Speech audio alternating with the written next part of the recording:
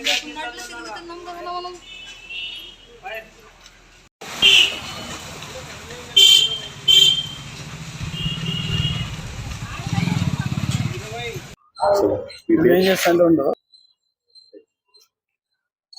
పేరు రవికుమారు, 27వ వార్డు సచివాలయం మాది. మార్నింగ్ పెన్షన్ అమౌంట్ 17 లక్షలు బ్యాంకు నుంచి డ్రా చేయడం జరిగింది. సచివాలయానికి తీసుకొచ్చినప్పుడు ఉదయం 12, 12:05, 12:10 మధ్యలో ఒక డెమ్ అండ్ వ్యక్తి సచివాలయానికి వచ్చినారు. ఆయనతో మాట్లాడుతున్నప్పుడు ఆయన సచివాలయంలో ఉండే 50,000 అనేది తీసుకుపోవడం జరిగింది. దానికి సంబంధించి 3 టౌన్కి వెళ్ళి కంప్లైంట్ కూడా ఇచ్చినాము. మా పై అధికారులు కూడా ఆల్రెడీ ఇన్ఫార్మ్ చేసినాము. 1వ తారీఖు ఇప్పుడు వెతుకుతున్నారు. 1వ తారీఖు పెన్షన్కి ఏ ఇబ్బంది రాకుండా చూసుకుంటాం.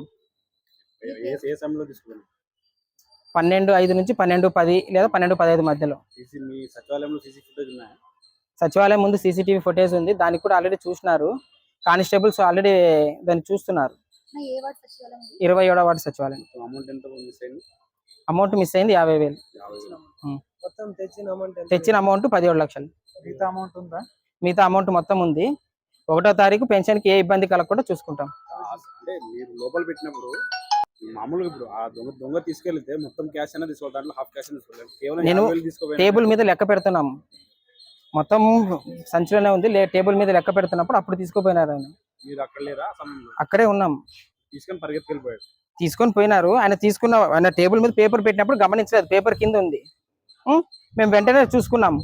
అంత లోపల చూసే లోపల ఆయన లేరు. CCTV ఫుటేజ్ చూసి 3 టౌన్కి వెళ్ళి కంప్లైంట్ ఇవ్వడం కూడా జరిగింది. మామూలుగా డెమ్ అండ్ సర్టిఫికేట్ తో అమౌంట్ అడుగుతుంటారు కదా, ఏమీ లేదు అనే విధంగా ఆ పర్సన్ ఆయన ఆ సర్టిఫికేట్ తీసుకొని లోపలికి వచ్చినారు.